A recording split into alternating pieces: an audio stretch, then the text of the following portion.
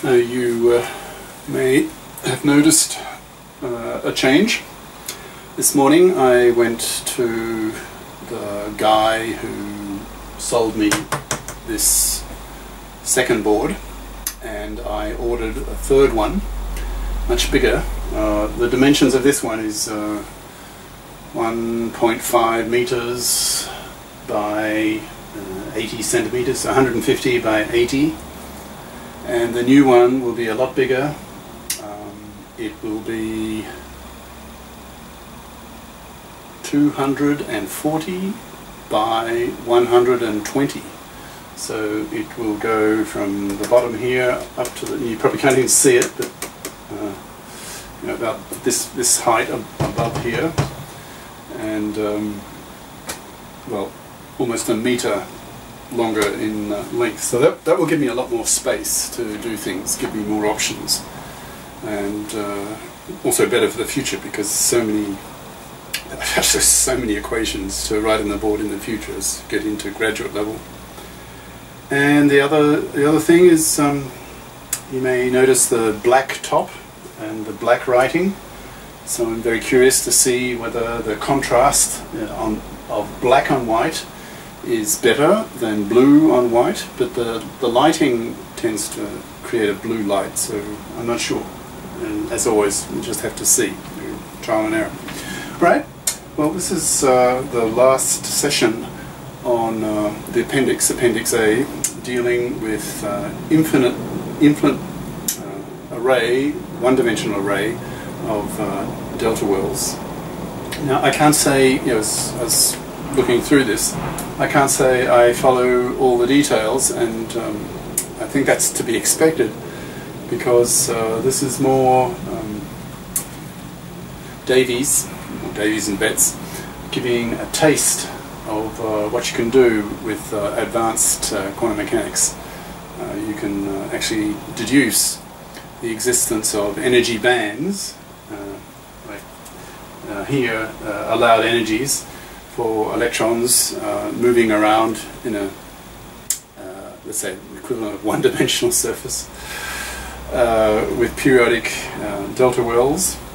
And then there are forbidden bands, certain ranges of energies not allowed, and then another allowed range of energies, and then another forbidden range, and so on.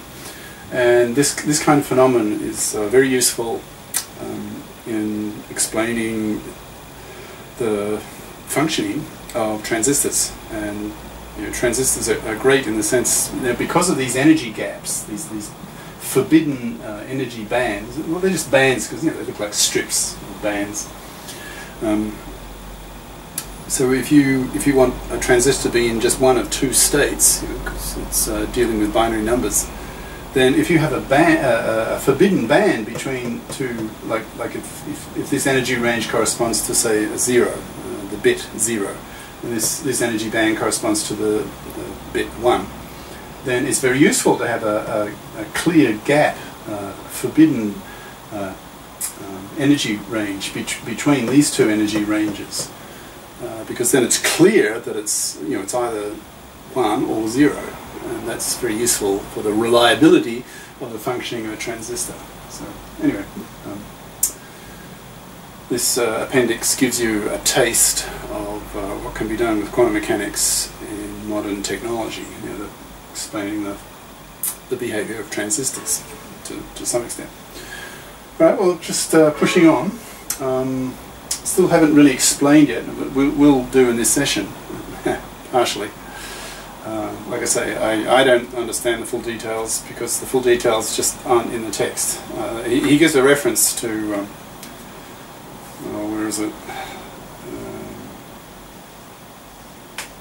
Yeah, there's a book that refers to, like, Wave Mechanics of Crystalline Solids by R.A. Smith, if you really want to go into the details. And then there's a research paper by Slater, A Soluble Problem in Energy Bands, in the Phys Rev, that's the Physical Review, famous journal in physics, in 1952. So if you really want the details. All right.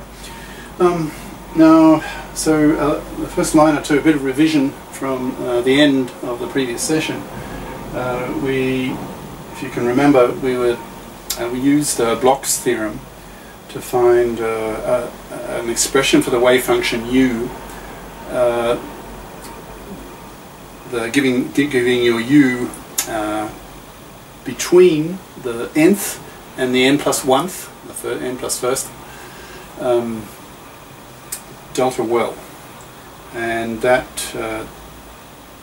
wave function, that u of n, had a periodic component to it, which is what it was set up to do in the first place, because these delta wells appear periodically. Every b is separated by a distance b. Okay, and so we had boundary conditions, the usual constraints on the wave function, single valued, normalizable, etc. All that stuff. And eventually, so we had three constraints, and wait a minute. No, we had three constants. We had a, b, and little k, and we had two equations. So that allowed us to eliminate the a and b, and then so that left us with an equation with k and little k, another constant, which was a function of the energy, and the energy, the allowed energy of the electron in this infinite array of delta wells. And so we found an equation by eliminating the a's and b's for your k, little k here, in terms of the energies. Now the energies are negative, so square rooting minus a negative energy gives you square root of a positive quantity. So we ended up getting this equation. Now we didn't derive it, that's what I'm saying. I certainly do not understand all the details, just sort of giving you a feel, because that's really all it is. But if you're really interested in this kind of stuff, well, it's graduate level material, and you'd need to be looking at research articles or reading graduate level texts. Okay, now so by eliminating a and b, we now have an equation for the third constant, which was k, and it's this one. And this is in the case where your allowed energies are bound. In other words, the energies are negative, and so we can start analyzing this equation, because here we've got a cosine, and cosine, well, the modulus of the cosine is, from properties of cosine, is less or equal to 1. So the possible range of the cosine is between 1 and minus 1. Right? So now, if you take this equation, let's now try to find the energy. So you've got all these energy terms here. So for a given energy level, what is KB? So in other words, that would be numerical analysis. You'd need a computer to do that. You'd need to be familiar with numerical analysis techniques. So solving this kind of stuff is non-trivial. You need to know how to differentiate and integrate using computers. Numerical analysis, it's called. So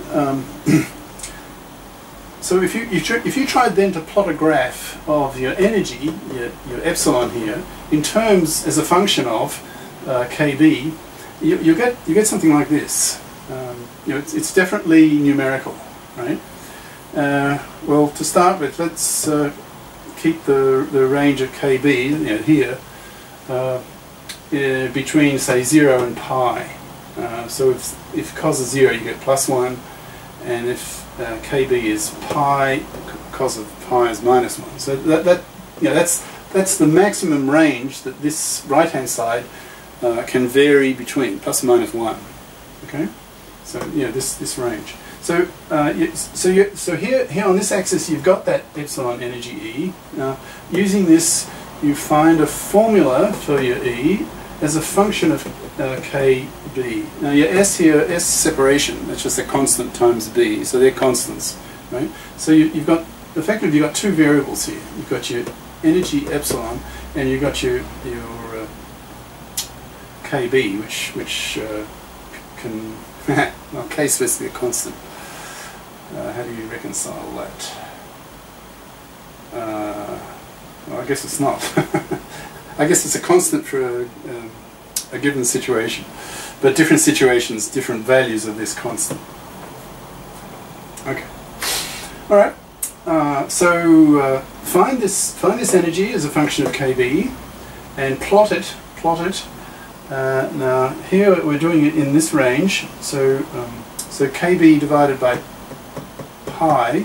So that will range between 0 and 1. And here's this axis is your epsilon, which you find this formula from this,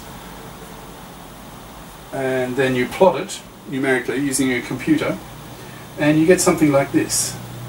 And then do it for the range between 1 and 2. So little kb divided by pi between 1 and 2.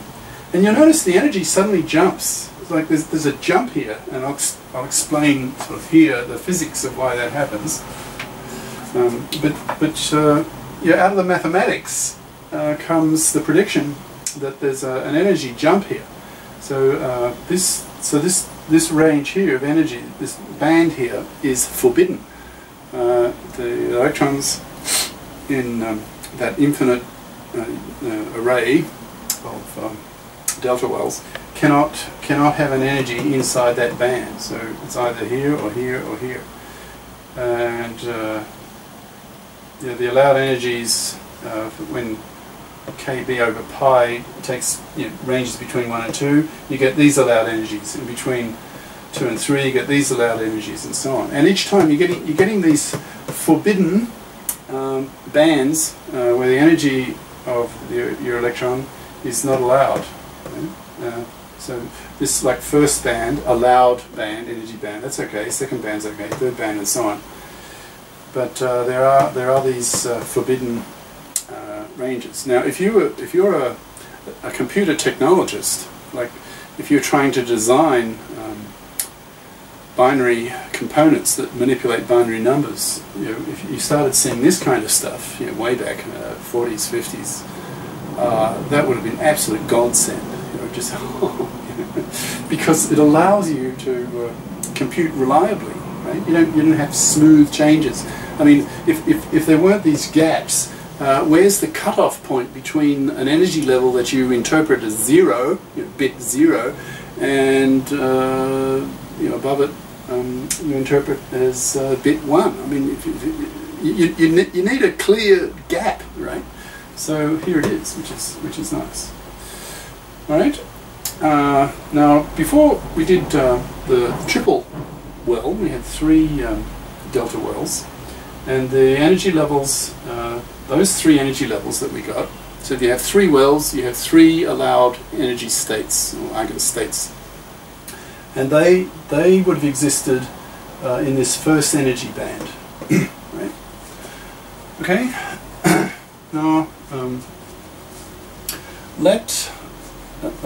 take this equation, and let's take the limiting values of cos. So when cos is 1, so you have on the left hand side here, in other words, when KB is what, 0? Yeah, cos of 0 is 1. So you'll have 1 equals this stuff. Now you can rewrite this. If this is just 1 on the left hand side, you can rewrite this equation in this form. S is y than y over 2, whereas y, and y, again, changing variables. So y is just square root minus the energy S. Okay. So you will get this equation, and that's at the lower edge, like the lower edge here, the bottom here, the lowest energy level allowed. And for the upper, the other extreme, when this is minus 1, and when the left-hand side here is minus 1, you can rewrite this equation as y coth, hyperbolic cotangent, right? Coth y over 2. Y, again, substitute. Okay? Now,